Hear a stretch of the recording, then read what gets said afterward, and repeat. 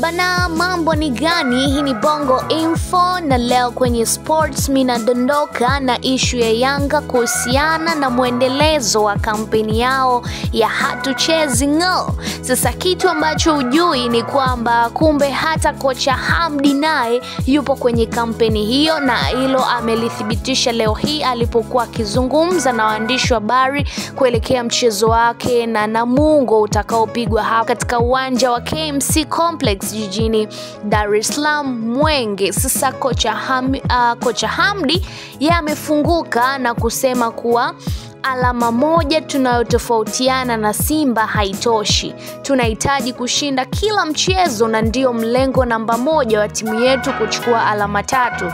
Tuna michezo mitatu pekee ya kucheza.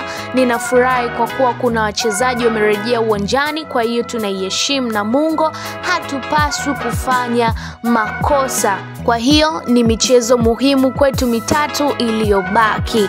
Huyo ni kocha Miloud Hamdi, kocha wa Yanga, akizungumza kwamba yeye anaamini imebaki michezo mitatu tu na haitambui kabisa swala la dabi ya Simba na Yanga.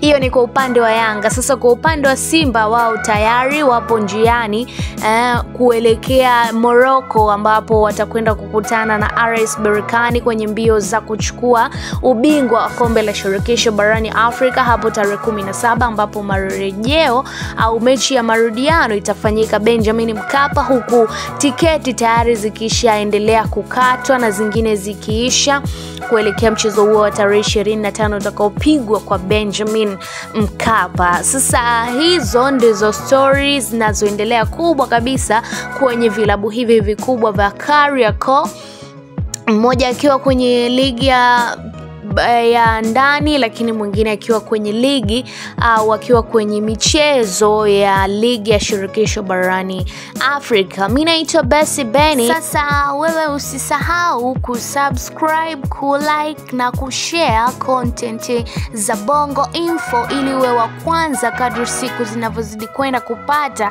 taarifa zetu pale ambapo tunazi-release.